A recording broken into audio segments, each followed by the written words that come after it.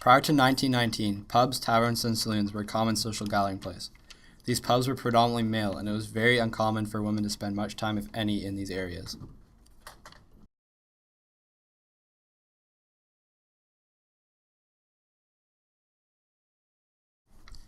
These male gathering places came under scrutiny by the Women's Christian Temperance Union, or the WCTU.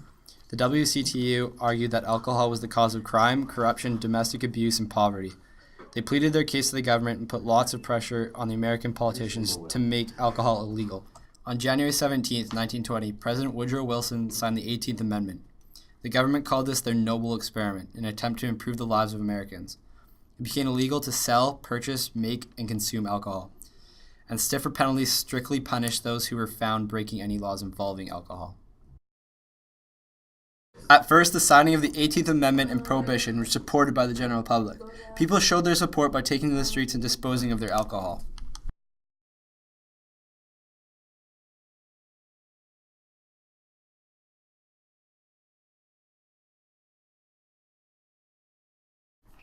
At first, Prohibition appeared to be a success. Crime was down across the USA, and although people were still finding ways to drink, it was on a much lower level.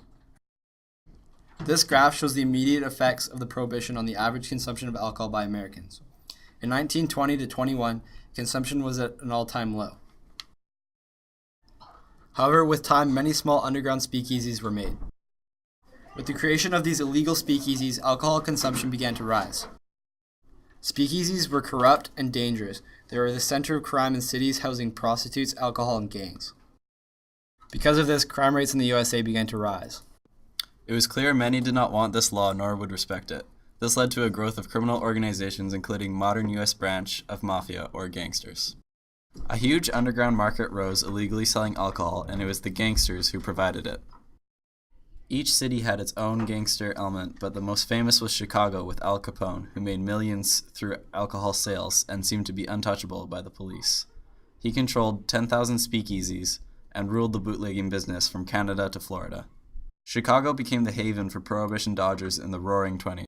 In 1933, Prohibition came to an end with the ratification of the 21st Amendment, which repealed the 18th Amendment.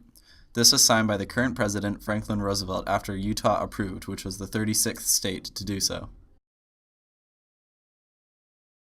Americans were generally happy with the end of Prohibition.